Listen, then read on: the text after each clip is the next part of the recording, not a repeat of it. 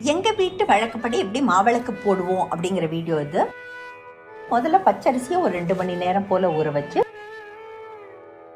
தண்ணியை நல்லா வடிச்சிட்டு அதை இந்த மாதிரி ஒரு துணியில் நல்ல நிழலில் வளர்த்தி கொஞ்சம் ஈரப்பசம் இருக்கிறச்சேயே அது ஒரு மிக்ஸி கண்டெய்னரில் போட்டு நல்லா நைஸாக பொடி பண்ணிப்போம். அதோட நல்ல பொடியாக்கிய வெல்லம், ஏலக்காய் பொடி, கொஞ்சம் நெய் சேர்த்து மிக்சியை ஜஸ்ட்டு பல்ஸ் மோடில் மாத்திரம் யூஸ் பண்ணி அது எல்லாம் ஒன்று சேர வரைக்கும் மிக்சியை ஓட விட்டுட்டு பல்ஸ் மோட்லேயே அதை கொஞ்சம் நெய் சேர்த்து ஒரு சின்ன மலை மாதிரி வடிவமைப்போம்.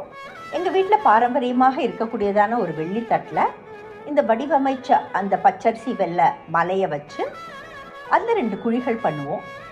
அதில் 2 கிண்ணங்களில் திரி போட்டுட்டு, வெள்ளி கிண்ணங்களில் திரி போட்டுட்டு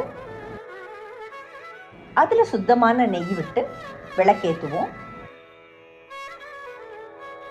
இந்த வெள்ளித்தட்டை ஒரு நுனி வாழை இலையில் வைப்போம். சுத்தீவிர பூவால் அலங்காரம் பண்ணுவோம். 2 சைடும் வெத்தலை, பாக்கு, தேங்காய், பழம் வச்சுருப்போம். ஒரு ஆபரணமும் சாத்துவோம். அம்மனே இந்த விளக்கில் உரையிறதாக ஐதீகம். ஹாரத்தி கரைச்சி வச்சு விளக்கு நின்று எரியற வரைக்கும் நைவேத்தியம் செய்வோம். ஆடி மற்றும் தை வெள்ளிக்கிழமைகளில் நாங்கள் இந்த மாவிளக்கு போடுறதான பாரம்பரியம் எங்கள் வீட்டு வழக்கமாக இருந்துட்டு வரும். ஆடி மற்றும் தை வெள்ளிக்கிழமைகளில் எங்கள் வீட்டில் போடுற மாவிளக்குக்கு நாங்கள் நெய்வேத்தியம் பண்ணி படைக்கிற பழக்கம் இருக்குது. இந்த வாட்டி நாங்கள் செய்த நெய்வேத்தியமான சக்கரை பொங்கல் வீடியோ தான் உங்கள் ஸ்க்ரீனில் வந்துட்டுருக்கு. முதல்ல ஒரு அடிகனமான பாத்திரத்தில் கொஞ்சம் நல்ல ஒரு 2 டேபிள் ஸ்பூன்ஸ் அளவு நெய் சேர்த்து அதுக்கு ஒரு 1/4 கப் அளவு பாசிப்பருப்பு, அதை நல்லா தண்ணியில் கழுவிட்டு தண்ணியை வடிச்சிட்டு அந்த கழுவியதான பாசிப்பருப்பை அந்த நெய்யில் போட்டு லோ மீடியம் ஹீட்லேயே நல்லா அதை வாசனை வர வறுத்து எடுத்து வச்சுக்கலாம். ஸோ இப்போ நம்மளோட பாசிப்பருப்பு நல்லா வறுபட்டு 1/4 கப் அளவு அரிசி, நான் யூஸ் பண்ணியதான அரிசி சீரக சம்பா அரிசி. இது ரொம்ப நல்ல மணத்தோடு இருக்கும், நல்ல குழையும். சக்கரை பொங்கலுக்கு ரொம்ப அருமையாக இருக்கும். இந்த 1/4 கப் அளவு சீரக சம்பா அரிசியை நல்லா கழுவிட்டு 2 வாட்டி அதை அந்த பருப்போடு சேர்த்து அப்படியே போட்டு 3 மடங்கு தண்ணி சேர்த்து ஒரு பாத்திரத்தில் இதுக்கு தேவையான அளவு உப்பு சேர்த்து ப்ரெஷர் குக்கரில் 3 விசில் விட்டு சிம்மில் ஒரு 5 நிமிஷம் வச்சு இதை குழைய வேக வச்சு எடுத்துடலாம்.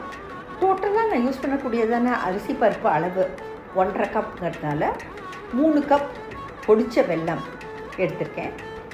அதில் தூசு நீங்கள் கொஞ்சமாக தண்ணி போட்டு அதை நல்லா கொதிக்க விட்டுட்டு அதை அப்படியே வடிகட்டி, எந்த பாகுபதமும் தேவையில்லை, ஜஸ்ட் அப்படியே கொதிக்க விட்டு வடிகட்டி எடுத்தோம்னாலே போதுமானது.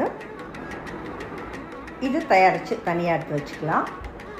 இப்போது ஒரு அடிகனமான பாத்திரம் அல்லது குக்கரில் கொஞ்சம் நெய் போட்டு முந்திரி திராட்சை 2த்தையும் நல்லா வறுத்து எடுத்துக்கலாம். முந்திரி நல்லா வறுபட்டு திராட்சை நல்ல பலூன் மாதிரி உப்பிடுச்சு. ஸோ இதை எடுத்து தனியாக வச்சிடலாம். இப்போது அந்த குக்கருக்கே இன்னும் கொஞ்சம் நெய் சேர்த்து குழைய வெந்திருக்கிறதான அந்த அரிசி பருப்பு கலவையை அந்த நெய்யில் போட்டு நல்ல ஒரு வாட்டி பிரட்டிக்கலாம்.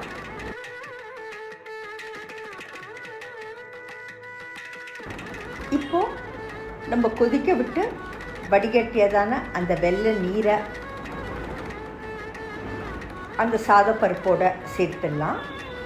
சேர்த்துட்டு நல்லா கலந்து விட்டுக்கலாம். அடுப்பு எகெயின் லோ மீடியம் ஃப்ளேம்லேயே இருக்கணும். இப்போது கொஞ்சமாக பொடித்த ஏலக்காய், சுக்கு பொடி 2 சேர்த்துருக்கேன். ஒரு சிட்டிகை அளவு சுக்கு பொடி சேர்த்துருக்கேன். வெல்லம் சேர்க்கறதுக்கு நம்ம சுக்கு பொடி சேர்த்தோன்னாக்கா அது நல்ல ஒரு டேஸ்ட்டையும் கொடுக்கும். அட் த சேம் டைம் அது தொண்டையும் கரகரன்னு இருக்காது. அப்படிங்கிறதுனால மீன்வெல் ஒரு சின்ன பீஸ் ஆஃப் பச்சை கற்பூரத்தை எடுத்து அது 2 உள்ளங்கைகளுக்கு நடுப்புற அப்படியே நெரிச்சிட்டு அந்த பவுடரை அப்படியே இதில் போடலாம். இது வந்து ரொம்ப நல்ல ஒரு ஹோலி அரோமாவை வந்து நம்மளோட சக்கரை பொங்கலுக்கு கொடுக்கும். அது குக்கரில் ஆகிட்டே இருக்கச்சு ஒரு பேனில் கொஞ்சமாக நெய் போட்டு நல்ல ஜென்ரஸாக ஒரு 3 அல்லது 4 டேபிள் ஸ்பூன் அளவு தேங்காய் துருவல், ஃப்ரெஷ் தேங்காய் துருவலை போட்டு அது அப்படியே நெய்லேயே லோ ஹீட்டில் நல்லா வறுத்து எடுத்து வச்சுக்கலாம். இப்போது இந்த தேங்காய் துருவலை சக்கரை பொங்கலுக்கு நம்ம சேர்க்கலாம். நல்லா நெய்யில் வறுத்ததான அந்த தேங்காய் துருவல் இதுக்கு ஒரு அடிஷ்னல் டேஸ்ட்டை கொடுக்கும். நல்லா கலந்து விடலாம். எல்லாம் ஒன்று சேர வர வரைக்கும் அடுப்பு எகெயின் லோ மீடியம் ஹீட்லேயே இருக்குது. இப்போது 1 ஸ்பூன் சர்க்கரை நாங்கள் எப்போவுமே சேர்ப்போம். அது வந்து வெள்ளை சேர்க்கறதுக்கு கொஞ்சம் சுவையையும் தூக்கி காட்டும். ப்ளஸ் நெய்வேத்தியங்கிறதுனால கொஞ்சம் சர்க்கரையும் சேர்க்குற பழக்கம் எங்கள் வீட்டில் இருக்குது. வறுத்த முந்திரி திராட்சையை தூவி நல்லா கலந்து விட்டு எடுத்தோன்னாக்க வெள்ளிக்கிழமைக்கு நாங்கள் போட்டதான மாவிளக்குக்கு எங்கள் வீட்டு நைவேத்தியமான சக்கரை பொங்கல் தயார்.